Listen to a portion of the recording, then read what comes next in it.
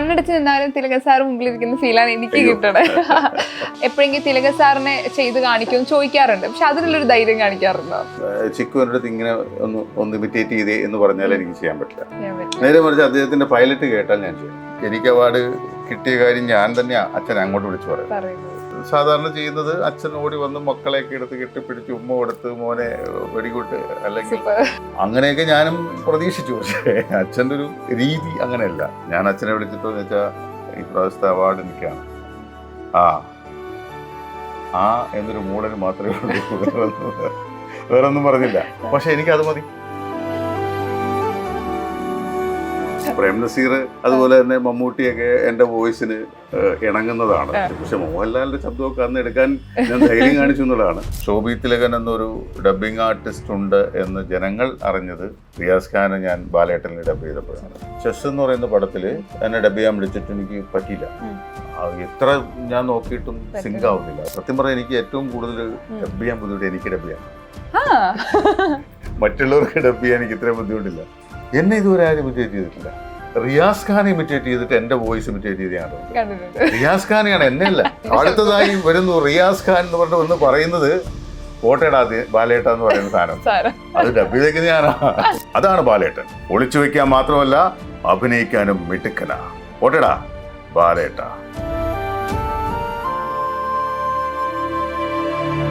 ഒരുപാട് ഇൻട്രൊഡക്ഷൻ്റെ കാര്യമൊന്നുമില്ല. ശോഭി തിലകനാണ് നമ്മുടെ കൂടെ ജോയിൻ ചെയ്യുന്നത്. നമ്മളിരിക്കുന്ന ഒരുപാട് പുസ്തകങ്ങളുടെ ഇടയിലാണ്.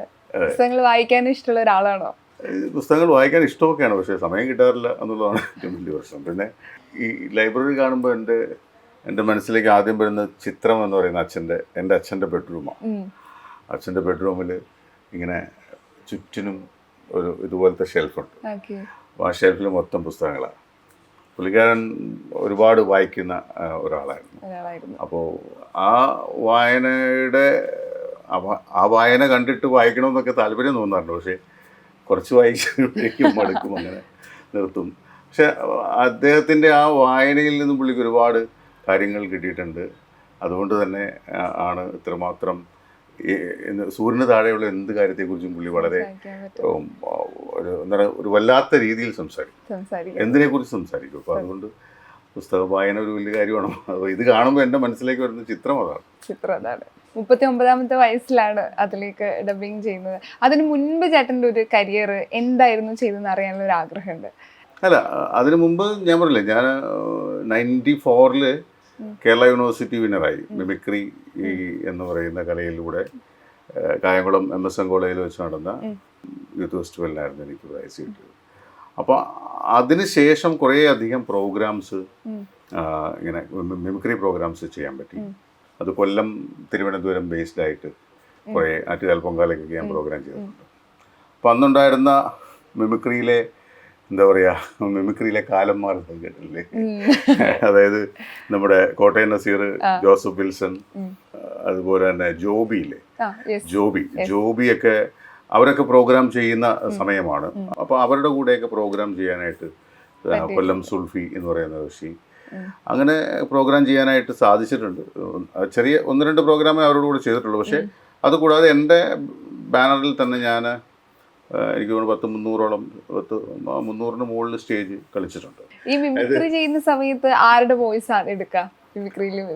അല്ല, അത് ഞാൻ എൻ്റെ വോയിസ് എടുക്കുന്നതിനേക്കാൾ ഉപരി ഞാൻ അന്ന് ഒരു തീം എടുത്തിട്ട് ചെയ്തതായിരുന്നു അന്ന് എനിക്ക് പ്രൈസ് കിട്ടാനുള്ള കാരണം. അതായത് വേലുത്തമ്പി ദളവയുടെ ആ നാടകത്തിൻ്റെ അവസാനത്തെ ഒരു രംഗം, അതായത് ഇല്ലില്ല, ഇപ്പം ചെയ്യാൻ പറ്റില്ല, അതെല്ലാം വിട്ടു.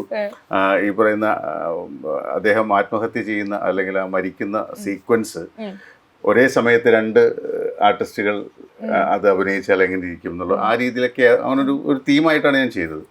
അപ്പം അന്ന് ചെയ്തത് ഇപ്പം സത്യം പറഞ്ഞാൽ അത് ഞാൻ അത്രയ്ക്ക് ധൈര്യം ഞാൻ കാണിച്ചു. കാരണം പ്രേം നസീർ അതുപോലെ തന്നെ മമ്മൂട്ടിയൊക്കെ എൻ്റെ വോയിസിന് ഇണങ്ങുന്നതാണ്. അത്യാവശ്യം ഞാൻ ഒന്ന് ചെറിയ ചേഞ്ച് ചെയ്താൽ പറ്റും. പക്ഷെ മോഹൻലാലിൻ്റെ ശബ്ദമൊക്കെ അന്ന് എടുക്കാൻ ഞാൻ ധൈര്യം കാണിച്ചു എന്നുള്ളതാണ്. മോഹൻലാൽ, ജനാർദ്ദനൻ, പിന്നെ അന്ന് ഹൈലൈറ്റ് ആയിട്ടുണ്ടായിരുന്ന 2 വോയിസ് എന്ന് പറയുന്നത്, ഒന്ന് നമ്മുടെ പഴയ മുഖ്യമന്ത്രി നയനാർ, അതുപോലെ തന്നെ പണ്ടത്തെ മറ്റൊരു മുഖ്യമന്ത്രി കെ കരുണാകരൻ, ഇവരുടെ രണ്ടുപേരുടെയും ശബ്ദം അതിലൂടെ ഞാനൊന്ന് ജസ്റ്റ് ഇതിൻ്റെ ഈ ഒരു തീം കഴിഞ്ഞിട്ട് ഇതിനെക്കുറിച്ച് അഭിപ്രായം പറയാൻ വരുന്നതായിട്ട് ഇവരെ കൊണ്ടും കൂടി 2 ഡയലോഗ് പറയിപ്പിച്ചിട്ട് അങ്ങനെ ഒരു സാധനം ചെയ്യുന്നത്. അതിൽ ഇപ്പൊ പറഞ്ഞ ഏതെങ്കിലും ഒരാളുടെ കാണിക്കാൻ പറ്റും? ഇല്ല, ഞാൻ എന്താ പറയുക, ഞാൻ ഈ മിമിക്രി എന്ന് പറയുന്നത് ഒരു ഡബ്ബിംഗ് ആർട്ടിസ്റ്റ് എന്ന നിലയ്ക്കും ഒരു ആക്ടർ എന്ന നിലയ്ക്കും മിമിക്രി ഒരുപാട് ദോഷം ചെയ്യും. അത് എന്നോട് പറഞ്ഞത് എൻ്റെ അച്ഛൻ തന്നെയാണ്. അപ്പോൾ അച്ഛൻ പറഞ്ഞതെന്ന് വെച്ചാൽ, നീ ഇപ്പോൾ നിൻ്റെ ഉള്ളിൽ എന്തെങ്കിലും ഒരു അഭിനയത്തിൻ്റെ ഒരു സാധ്യതകളുണ്ടെങ്കിൽ നീ മിമിക്രി ചെയ്യുന്നതിലൂടെ നിനക്കിഷ്ടപ്പെട്ട അല്ലെങ്കിൽ നിനക്ക് ഏറ്റവും കൂടുതൽ മാസ്റ്റർ പീസ് എന്നൊക്കെ പറയില്ലേ, ഇപ്പം എൻ്റെ മാസ്റ്റർ പീസ് ഇതാണെന്ന് പറയില്ലേ എന്ന് പറയുന്നത്, ആ മാസ്റ്റർ പീസ് ആയിട്ടുള്ള ആർട്ടിസ്റ്റുകളുണ്ടാവും. അപ്പോൾ അവരെ നീ കൂടുതൽ ഒബ്സർവ് ചെയ്യും, അവരെ കൂടുതൽ ഇമിറ്റേറ്റ് ചെയ്യാനായിട്ട് ശ്രമിക്കും, അവരുടെ ശബ്ദവും അവരുടെ ചേഷ്ടകളും എല്ലാം ഇമിറ്റേറ്റ് ചെയ്യാൻ ശ്രമിക്കും. അപ്പോൾ നിൻ്റെ ഉള്ളിലുള്ള സ്വാഭാവികമായ അഭിനയം നഷ്ടപ്പെടും, നീ അവരിലേക്ക് അല്ലെങ്കിൽ അവർ നിന്നിലേക്ക് കയറും. അപ്പം നമ്മളുടെ ഒരു സ്വാഭാവികത നഷ്ടപ്പെട്ടു പോകും എന്നുള്ളത് കൊണ്ട് മിമിക്രി ചെയ്യാതിരിക്കുന്നതാണ് നല്ലത് എന്ന് പറഞ്ഞു. അപ്പോൾ ആദ്യം ഞാൻ അതൊരു അച്ഛനെന്താ അങ്ങനെ പറയുന്നതൊക്കെ തോന്നിയെങ്കിലും പിന്നീട് ഞാൻ ആലോചിച്ചപ്പോൾ എനിക്ക് മനസ്സിലായി അത് അച്ഛൻ പറഞ്ഞത് വളരെ കറക്റ്റാണ്. കാരണം ഇപ്പോൾ മിമിക്രിയിൽ നിന്നും സിനിമയിലേക്ക് വന്നിട്ടുള്ള ഒരുപാട് ആർട്ടിസ്റ്റുകൾ നമുക്കുണ്ട്. ഈ ആർട്ടിസ്റ്റുകളെല്ലാം ചുമ്മാ ഒന്ന് ഒബ്സർവ് ചെയ്ത് നോക്കിയാൽ അവരുടെ അഭിനയത്തിന് നമ്മൾ ആ സിനിമയായിട്ട് കാണാതെ അവരഭിനയിക്കുന്ന ഓരോ രംഗങ്ങളായിട്ട് കണ്ടുകൊണ്ട് അതിൽ അവർ കാണിച്ചിരിക്കുന്ന മാനറിസങ്ങളും അവർ പറഞ്ഞിരിക്കുന്ന അവരുടെ റെൻഡറിങ് ശൈലിയും ആ ശൈലിയൊക്കെ ജസ്റ്റ് ഒന്ന് വാച്ച് ചെയ്താൽ മതി. അത് പല ആളുകളും അവരുടെ മാസ്റ്റർ പീസ് ആയിട്ടുള്ള താരങ്ങളുടെ അവർ ചെയ്തിട്ടുള്ള ഇതിനു മുമ്പ് ചെയ്തിട്ടുള്ള സീനുകളൊക്കെ ആയിരിക്കും ചെറുതായിട്ടൊന്ന് ഇമിറ്റേറ്റ് ചെയ്ത് വരിക. ഉദാഹരണം ഞാൻ പറയാം, എനിക്ക് പറയുന്നതിൽ കുഴപ്പമൊന്നുമില്ല. കോട്ടയം നസീർ ഒരുപാട് സിനിമകളിൽ പുള്ളിയുടെ അദ്ദേഹത്തിൻ്റെ അഭിനയത്തിൽ നമ്മുടെ കൊച്ചിൻ ഹനീഫയ്ക്കും ബാലേന്ദ്ര മേനോനും ഒക്കെ കയറി വരാറുണ്ട്. അതുപോലെ ജയറാമിൻ്റെ അഭിനയത്തിൽ പ്രേം നസീറിൻ്റെ ഒരു ശൈലി വരാറുണ്ട്, ദിലീപിൻ്റെ അഭിനയത്തിൽ വരാം. പക്ഷെ അത് ആദ്യകാലങ്ങളിലൊക്കെയാണ്. അതിനുശേഷം അവരൊക്കെ അവരുടേതായ ശൈലി ഉണ്ടാക്കിയെടുത്തു. എനിക്ക് തോന്നുന്നു അവരൊക്കെ ഈ സിനിമയിൽ തിരക്കായതിനു ശേഷം എനിക്ക് തോന്നുന്നു ഏതെങ്കിലും സ്റ്റേജ് പ്രോഗ്രാമിന് ജസ്റ്റ് ഒരു ഇമിറ്റേറ്റ് ചെയ്യുന്ന അല്ലാതെ അവരൊന്നും റെഗുലറായിട്ട് മിമിക്രി പ്രോഗ്രാമിനൊന്നും പോകാറില്ല. അപ്പോൾ അതുകൊണ്ടാണ് അവർക്ക് സ്വന്തമായ ഒരു ശൈലി ഉണ്ടാക്കിയെടുക്കാൻ പറ്റുക. അവരുടെ ഏറ്റവും ഇഷ്ടപ്പെട്ട കഥാപാത്രത്തിൽ നിന്ന് വിട്ടിട്ട് ആ ആർട്ടിസ്റ്റുകളിൽ നിന്ന് വിട്ടിട്ട് അവരുടേതായ ശൈലി ഉണ്ടായപ്പോൾ അതുകൊണ്ട് ഞാൻ അന്ന് വർഷങ്ങൾക്ക് മുമ്പേ മിമിക്രി വേണ്ട എന്ന് വെച്ചതാണ്. അപ്പം അതുകൊണ്ട് ഞാൻ അങ്ങനെ ഒന്നും ഇമിറ്റേറ്റ് ചെയ്യാറില്ല. പിന്നെ ഇമിറ്റേറ്റ് ചെയ്തെന്ന് വെച്ചാൽ ഞാൻ ഇമിറ്റേറ്റ് ചെയ്തിട്ടില്ല. അവരുടെ നമ്മളൊരു ഏത് ക്യാരക്ടർ ഡബ് ചെയ്യുമ്പോഴും അഭിനയിച്ചിരിക്കുന്ന ആർട്ടിസ്റ്റിൻ്റെ ശൈലിയിലേക്ക് ഞാൻ ഇറങ്ങിച്ചെല്ലുക. അല്ലാതെ എൻ്റെ ശബ്ദം അവരിൽ അടിച്ചേൽപ്പിക്കാനല്ല ഞാൻ നോക്കാറ്. അവരുടെ ഒരു ശൈലി, അവരെങ്ങനെയാണ് റെൻഡർ ചെയ്യുന്നത്, അവരെങ്ങനെയാണ് അത് അഭിനയിച്ച സമയത്ത് ചെയ്തേക്കുന്നത്, അതിലേക്ക് ഞാൻ എൻ്റെ വോയിസും കൂടി ഒന്ന് മിക്സ് ചെയ്തിട്ട് ചെയ്യുമ്പോഴേക്കും ഓരോരുത്തർക്കും ഓരോ രീതിയായിട്ട്, അല്ലെങ്കിൽ എല്ലാം എൻ്റെ വോയിസ് ആയിട്ടിരിക്കും, എൻ്റെ ശൈലിയായിട്ടിരിക്കും എല്ലാവർക്കും. അപ്പോൾ അങ്ങനെ നമ്മൾ ചെയ്യുമ്പോഴാണ് നമുക്ക് ഡിഫറൻസ് വരുന്നത്. അപ്പോൾ അതുപോലെ ഞാനൊരു 3 സിനിമയ്ക്ക് വേണ്ടിയിട്ട് മമ്മൂക്കയ്ക്ക് ഡബ് ചെയ്തിട്ടുണ്ട്. അത് മലയാളത്തിലല്ല, തമിഴിലാണ്. ഗ്രേറ്റ് ഫാദർ എന്ന് പറയുന്ന സിനിമ, മലയാള സിനിമ, അത് തമിഴിലേക്ക് ഞാൻ മമ്മൂക്കയ്ക്ക് വേണ്ടി ചെയ്തിട്ടുണ്ട്. അതുപോലെ തന്നെ ഇത് പുതിയ നിയമം, നയൻതാര മമ്മൂക്ക, അതും തമിഴിൽ ചെയ്തു. മമ്മൂക്ക അഭിനയിച്ച തെലുങ്ക് യാത്ര എന്ന് പറയുന്ന സിനിമ, മമ്മൂക്ക 2 യാത്രയിൽ അഭിനയിച്ചു. ഒന്ന് മലയാളം യാത്രയാണ്, അത് പണ്ടത്തെയാണ്. ഇത് തെലുങ്ക് യാത്ര, അതായത് YSR രാജശേഖര റെഡ്ഡി എന്ന് പറയുന്ന പഴയ കോൺഗ്രസിൻ്റെ നേതാവിനെ അദ്ദേഹത്തിൻ്റെ ജീവചരിത്രം ബേസ് ചെയ്തുകൊണ്ടുള്ളൊരു സിനിമ. അതിൽ തെലുങ്കിലും മലയാളത്തിലും മമ്മൂക്ക തന്നെയാണ് ഡബ് ചെയ്തിരിക്കുന്നത്. തമിഴിൽ അദ്ദേഹത്തിന് വേണ്ടിയിട്ട് ഞാൻ ഡബ് ചെയ്തു. അപ്പോൾ അവിടെ ഞാൻ ഒരിക്കലും ഇമിറ്റേറ്റ് ചെയ്യാൻ ശ്രമിച്ചിട്ടില്ല. ഞാൻ അദ്ദേഹത്തിൻ്റെ ശൈലിയിലേക്ക് ചെയ്തപ്പോൾ സ്വാഭാവികമായിട്ടും എൻ്റെ ശബ്ദത്തിന് അദ്ദേഹത്തിൻ്റെ ശബ്ദത്തോട് കുറച്ച് റിസംബ്ലൻസ് ഉള്ളതുകൊണ്ട് അത് അങ്ങ് മാച്ചാക്കുക എന്നുള്ളത്. അതായത് ഇമിറ്റേറ്റിങ്, അത് പ്രത്യേകിച്ച് മിമിക്രി ആൾക്കാർ ഇമിറ്റേറ്റ് ചെയ്യുന്ന ഒരു ശൈലിയിലേക്ക് പോയിട്ടില്ല. അതേപോലെ ഇപ്പൊ ഞാൻ സംസാരിക്കുമ്പോൾ എനിക്ക് തിലകൻ സാറിനെ നേരിട്ട് കാണാൻ അദ്ദേഹത്തെ ഇന്റർവ്യൂ നമുക്ക് ആഗ്രഹമാണ്, പക്ഷെ നമുക്ക് സംഭവിക്കില്ല. പക്ഷെ ഇപ്പം കണ്ണടച്ച് നിന്നാലും തിലകൻ സാർ മുമ്പിലിരിക്കുന്ന ഫീലാണ് എനിക്ക് കിട്ടണത്. അപ്പം എപ്പോഴെങ്കിലും ഇപ്പം എല്ലാവരും ഇപ്പം മകനാണ്, ശബ്ദമായിട്ട് സാമ്യം ഉണ്ടെന്നൊക്കെ തോന്നുമ്പോൾ എപ്പോഴെങ്കിലും തിലകൻ സാറിനെ ചെയ്ത് കാണിക്കുമെന്ന് ചോദിക്കാറുണ്ട്. പക്ഷെ അതിനുള്ളൊരു ധൈര്യം കാണിക്കാറുണ്ടോ? അല്ല, ഞാൻ ഈ സ്റ്റേജിൽ ഞാൻ ഇതുവരെ ആ ധൈര്യം കാണിച്ചിട്ടില്ല. കാര്യം എനിക്ക് ആദ്യമായിട്ട് ഈ SM കോളേജിൽ പഠിക്കുന്ന സമയത്ത് ഈ പറഞ്ഞ മിമിക്രിക്ക്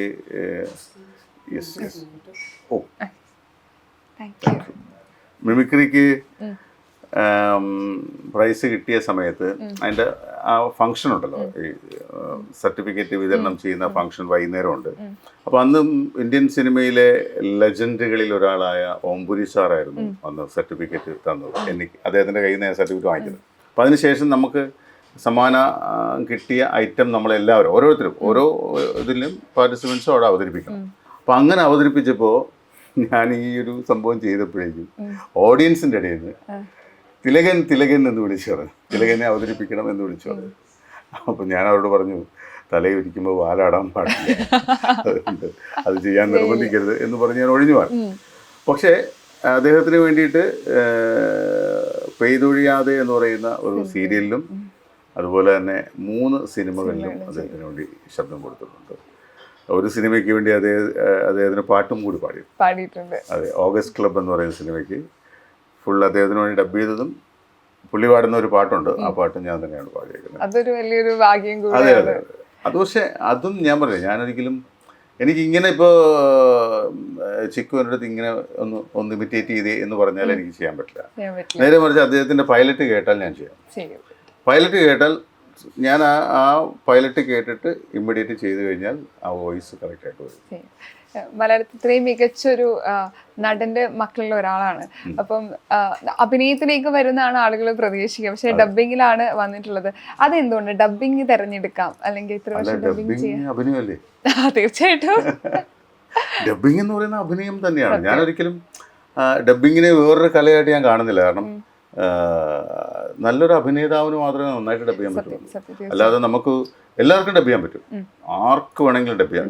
പ്രത്യേകിച്ച് ഇപ്പോഴത്തെ ഒരു എന്താ പറയുക, ടെക്നോളജി വെച്ചിട്ട് ആർക്കും ഡബ് ചെയ്യാം. വഴി കൂടി പോകുന്നവരെ ഒരാളെ വിളിച്ചിട്ട് ഇതൊന്ന് ഡബ് ചെയ്തെന്ന് പറഞ്ഞാൽ ഡബ് ചെയ്യാൻ പറ്റും. അത് കാരണം അത് ലിപ്പ് സിങ്ക് ആയില്ലെങ്കിൽ പോലും അത് വലിച്ചൊക്കെ ഇട്ടൊക്കെ അഡ്ജസ്റ്റ് ചെയ്തൊക്കെ ചെയ്യാൻ പറ്റും. പക്ഷേ ഒരു കഥാപാത്രം ആ കഥാപാത്രം ആവശ്യപ്പെടുന്ന രീതിയിൽ ആ കഥാപാത്രത്തെ ലിഫ്റ്റ് ചെയ്യണമെങ്കിൽ ഒരു നല്ല അഭിനേതാവും കൂടി ആയിട്ടുള്ളൊരു ഡബിങ് ആർട്ടിസ്റ്റിനെ പറ്റുള്ളൂ. അല്ലെങ്കിൽ അത് പൂർണ്ണമാകില്ല. അല്ലെങ്കിൽ ജസ്റ്റ് ഒരു ടെക്നിക്കലി ഒരു ലിപ് സിങ്കിങ് മാത്രമായിട്ട് പോകും. നേരെ മറിച്ച് അദ്ദേഹത്തിൻ്റെ ആ കഥാപാത്രത്തിൻ്റെ അന്നേരത്തെ മാനസിക വ്യാപാരം എന്താണോ, അപ്പോൾ അതിനനുസരിച്ച് ശബ്ദത്തിൽ വേരിയേഷൻസ് വരുത്തുക. അത് സ്വാഭാവികമായ രീതിയിലുള്ള പെർഫോമൻസ് വന്നാൽ മാത്രമേ ആ കഥാപാത്രം കുറച്ചുകൂടി നന്നാവുള്ളൂ. അപ്പോൾ അതിന് നമ്മുടെ മാർക്കിട്ട് കഴിഞ്ഞാൽ ഞാൻ 50-50 മാർക്കേ കൊടുക്കുള്ളൂ. അതായത് ഡബിങ്ങിനും 50, അഭിനയത്തിനും 50, അങ്ങനെ കൊടുക്കാൻ പറ്റുള്ളൂ ഒരു ആർട്ടിസ്റ്റ് എന്നത്. അമൽ നീരദിന്റെ സിനിമകൾ നോക്കുകയാണെങ്കിൽ അദ്ദേഹത്തിന്റെ ആദ്യ സിനിമയുണ്ട്, ഡബിങ് ആയാലും അഭിനയത്തിലാണെങ്കിൽ അത് എപ്പോഴും എല്ലാ സിനിമകളിലും കൂട്ടാറുണ്ട്. അപ്പൊ അതില് ഇപ്പൊ ബാച്ചിലേഴ്സ് ക്ലബിലാണ് 2 പേർക്ക് ചെയ്യുന്നത്.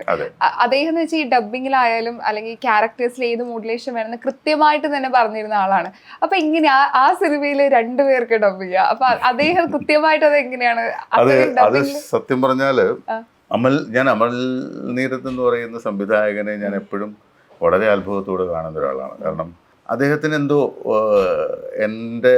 എൻ്റെ മോഡുലേഷനും എൻ്റെ ശബ്ദവും എൻ്റെ ശൈലിയും പുള്ളിക്ക് ഭയങ്കര ഇഷ്ടം. ബാച്ചിലേഴ്സ് പാർട്ടി എന്നെ വിളിച്ചിട്ട് വില്ലനെ ഡബ് ചെയ്തു. വില്ലൻ്റെ ക്യാരക്ടർ ഹിന്ദി നടൻ. ഞാൻ പോയി സാധാരണ വില്ലന്മാർക്ക് ചെയ്യുന്ന രീതിയിൽ തന്നെ ഞാൻ ഡബ് ചെയ്തു. എല്ലാം കഴിഞ്ഞ് ഞാൻ തിരിച്ചിട്ട് വേണ്ടത്ത് വന്നു. 2 ദിവസം കഴിഞ്ഞപ്പോൾ വീണ്ടും എനിക്ക് കോള്. അപ്പോൾ അമൽജി പറഞ്ഞു, ചേട്ടാ ഒന്നുകൂടി വരണം എന്ന് പറഞ്ഞു. ഞാൻ വിചാരിച്ച് കറക്ഷൻ വല്ലതും കാണും. ശരി ഞാൻ വരാം എന്ന് പറഞ്ഞു. അങ്ങനെ ഞാൻ പിറ്റേ ദിവസം ചെന്നപ്പോഴേക്കും പുള്ളി പറഞ്ഞു, ചേട്ടാ അതേ നമ്മൾ റഹ്മാന് മറ്റേ ബ്ലാക്കിൽ ഡബ് ചെയ്ത് ആരാണെന്ന് ഞാൻ ചോദിച്ചപ്പോൾ ഒരു ഡബ്ബിങ് ആർട്ടിസ്റ്റിൻ്റെ പേര് പറഞ്ഞു. അപ്പോൾ പുള്ളിക്ക് അപ്പം എനിക്ക് ആശ്വാസമായി പുള്ളിക്ക് അയാളെ കൊണ്ടും ചെയ്യിക്കാം, ഈ വില്ലന് ചേട്ടനെ കൊണ്ടും ചെയ്യിക്കാമെന്നാണ് ഞാൻ വിചാരിച്ചത്. പക്ഷേ പുള്ളിക്കാരൻ വന്ന് ഡബ് ചെയ്യാൻ തുടങ്ങിയപ്പോഴേക്കും ഈ ബ്ലാക്കിൽ വോയിസ് വരുന്നില്ല. അപ്പോൾ പുള്ളി ചോദിച്ചു, അതല്ല ബ്ലാക്കിൽ ഡബ് ചെയ്ത ആ വോയിസാണ് എനിക്ക് വേണ്ടത്. അയ്യോ അത് ഞാനല്ല ശോഭിയ ചെയ്തത് എന്ന് പറഞ്ഞപ്പോൾ അയ്യോ അങ്ങനെയാണോ, ഒന്ന് സോറി എന്ന് പറഞ്ഞിട്ട് പുള്ളിക്കാരനെ പറഞ്ഞു വിട്ടിട്ട് എന്നെ വിളിച്ചത്. അങ്ങനെ റഹ്മാന് വേണ്ടിയിട്ട് ഞാൻ ഡബ് ചെയ്ത് അപ്പം ഞാൻ ചോദിച്ചപ്പോൾ മറ്റേത് നമുക്ക് വേറെ ആരെങ്കിലും ചെയ്യിക്കാൻ ചേട്ടനിപ്പോൾ റഹ്മാൻ ചെയ്യാൻ പറഞ്ഞു. അങ്ങനെ ഞാൻ റഹ്മാനെ ഡബ് ചെയ്ത് കഴിഞ്ഞ് തീർന്നപ്പോഴേക്കും എൻ്റെ അടുത്ത് പുള്ളി പറഞ്ഞു, അതെ ആ വില്ലനും കൂടി ഒന്ന് ഡബ് ചെയ്ത് തരാമോ. ഞാൻ പറഞ്ഞല്ല, അത് കോമ്പിനേഷനൊക്കെ ഇല്ലേ, അപ്പം അറിയത്തില്ലേ. അല്ല അത് ചേട്ടൻ വിചാരിച്ചാൽ പറ്റും, ഒന്ന് നോക്കാൻ പറഞ്ഞു. ഞാൻ പറഞ്ഞു നമുക്ക് എന്തായാലും ഇന്ന് ചെയ്യേണ്ട, നാളെ ചെയ്യാം. അങ്ങനെ പിറ്റേ ദിവസം ഇയാളുടെ ഈ അഭിനയിച്ചേക്കുന്ന ആർട്ടിസ്റ്റിൻ്റെ ആ ശൈലി പിടിച്ച് ഒരു മലയാളം അറിയാൻ വയ്യാത്ത ഒരു രീതിയൊക്കെ ആക്കി ഓക്കെ. കോമ്പിനേഷൻ അല്ലെങ്കിൽ ഭയങ്കര പ്രശ്നമാണ്, കോമ്പിനേഷൻ അറിയാൻ പറ്റും. എന്തായാലും സംഭവം ഒപ്പിച്ചെടുത്തു. ഏറ്റവും കൂടുതൽ ഡബ് ചെയ്തത് ബാബുരാജ് ചേട്ടന് വേണ്ടിയിട്ടാണോ? അല്ല, ഏറ്റവും കൂടുതൽ ബാബുരാജിന് വേണ്ടിയിട്ടല്ല. ബാബുരാജിനാണ് ഞാൻ തുടക്കം. എൻ്റെ ആദ്യത്തെ സിനിമ ബാബുരാജിന് വേണ്ടിയിട്ടാണ്, അതായത് നാരായണത്ത് തമ്പുരാൻ. ബാബുരാജിന് പിന്നെ അത് കഴിഞ്ഞിട്ട് കുറേ സിനിമകൾ ചെയ്തിട്ടുണ്ട്. എനിക്ക് തോന്നുന്നു സ്റ്റോപ്പ് വയലൻസ്, അതിനകത്ത് IM വിജയൻ ഡബ് ചെയ്തു.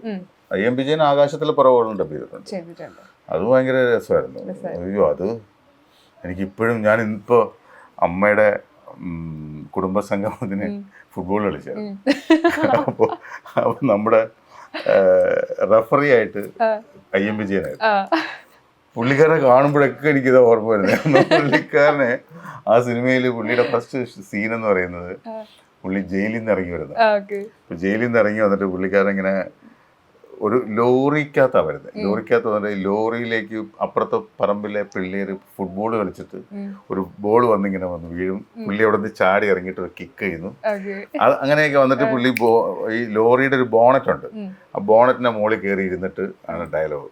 അപ്പോൾ വേറൊരു വണ്ടി വന്ന് നിൽക്കുന്നു, വണ്ടി ഇറങ്ങി പോയി പുള്ളിക്കാരൻ ജയിലിൽ നിന്ന് ഇറങ്ങുവാണല്ലോ. അപ്പോൾ ഡയലോഗ് എന്താണെന്ന് വെച്ചാൽ, ഞാനിന്ന് ഇറങ്ങുമെന്ന് പറഞ്ഞിട്ടും ഒരു പട്ടികളെയും കണ്ടില്ലല്ലോ അങ്ങോട്ട്. അതായത് ഇയാൾ ജയിലിൽ നിന്ന് ഇറങ്ങുമെന്ന് പറഞ്ഞിട്ടും ആരെയും കണ്ടില്ലല്ലോ അങ്ങോട്ട്. ഇതാണ് ഡയലോഗ്. പുള്ളി പറഞ്ഞേക്കുന്ന അറിയാം, ഞാനിന്ന് ഇറങ്ങുന്ന ഒരു പട്ടികളെയും കണ്ടില്ല അവിടെ. തൃശ്ശൂർ, അത് തൃശ്ശൂരിന്റെ കൊളോക്കിയൽ സ്ലാങ് എന്ന് പറയുന്നത്. ഞാൻ പറഞ്ഞു ഇത് എങ്ങനെ സിങ്കി ചേട്ടാ, അതെ അത് പിടിക്കണ്ട കേട്ടാ. ഞാൻ പറഞ്ഞു ഏത്, അല്ല തൃശ്ശൂർ സ്ലാങ് വേണ്ട. ഞാൻ പറഞ്ഞു പിന്നെ ചേട്ടൻ നോർമലി പറഞ്ഞാൽ മതി.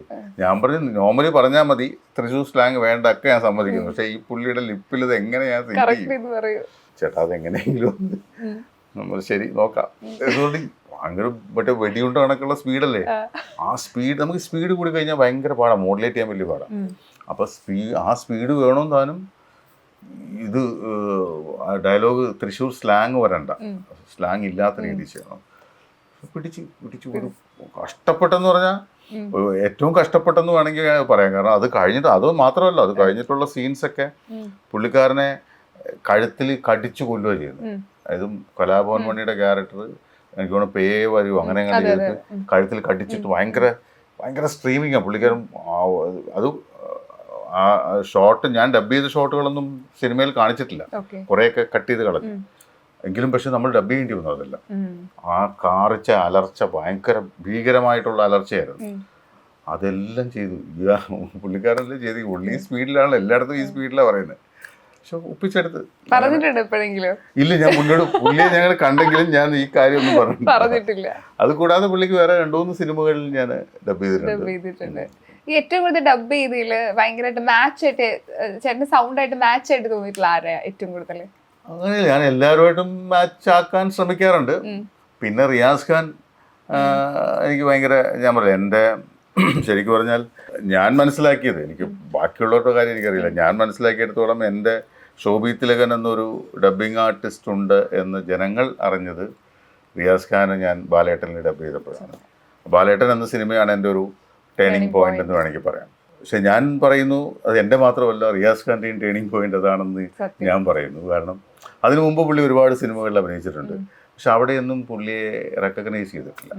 പക്ഷെ ബാലേട്ടനിലെ ആ വില്ലൻ കഥാപാത്രത്തിലൂടെ മലയാള സിനിമയിൽ നിന്നല്ല, ഇന്ത്യൻ സിനിമയിൽ, മീൻസ് ഹിന്ദി തമിഴ് തെലുങ്ക് സിനിമകളിലൊക്കെ അതിലേക്കൊക്കെ ഒരു വാഗ്ദാനമായിട്ട് റിയാസ് ഖാൻ മാറി എന്നുള്ളതാണ്. അതിൽ എൻ്റെ ശബ്ദവും ഒരുപാട് കോൺട്രിബ്യൂട്ട് ചെയ്തിട്ടുണ്ടെന്ന് ഞാൻ വിശ്വസിക്കുന്നു. റിയാസ് ഖാന് വേണ്ടിയിട്ട് ഒരുപാട് സിനിമ ചെയ്തിട്ടുണ്ട്. എനിക്ക് തോന്നുന്നു എനിക്ക് കുറച്ച് കൂടുതൽ ഒരുപാട് മാച്ച് ആവുന്നൊരു എൻ്റെ വോയിസ് ഒരുപാട് മാച്ച് ആവുന്നൊരു ആർട്ടിസ്റ്റാണ് അദ്ദേഹം. അതുപോലെ തന്നെ ശരത് കുമാർ, നമ്മുടെ രഞ്ജിത്ത്, രാജമാണിക്യത്തിലെ വില്ലൻ. രാജമാണിക്യത്തിലെ അങ്ങേർക്ക് ഞാൻ 11 സിനിമ കണ്ടു, 11-12 സിനിമ എടുത്തിട്ടുണ്ട്. അതിൽ ഒരു സിനിമ മാത്രമേ ഉള്ളൂ പുള്ളി അഭിനയിച്ച ഒരു മലയാള സിനിമ മാത്രമേ ഉള്ളൂ ഞാൻ ഡബ് ചെയ്യാത്ത, ബാക്കിയെല്ലാം ഞാൻ തന്നെയാണ് ചെയ്തിരിക്കുന്നത്. അപ്പോൾ അതുകൊണ്ട് തന്നെ അത് പുള്ളിയുടെ വോയിസ് എനിക്ക് ഭയങ്കര പുള്ളിയുടെ ബോഡിയിൽ എൻ്റെ വോയിസ് ഭയങ്കര മാച്ചാണ്. തിരിച്ചു ചോദിക്കുകയാണെങ്കിൽ ഡബിങ് ചെയ്തതിൽ ഒട്ടും മാച്ച് ആവാത്ത കുറെ കഷ്ടപ്പെട്ട അങ്ങനെ ആരെങ്കിലും ഉണ്ടോ? അല്ല, മാച്ച് ആവാതെ വന്നിട്ടുണ്ട്. മാച്ച് ആവാതെ വന്നത് പക്ഷെ പിന്നീട് മാച്ച് ആക്കി ഞാൻ. അത് ആശിഷ് വിദ്യാർത്ഥി.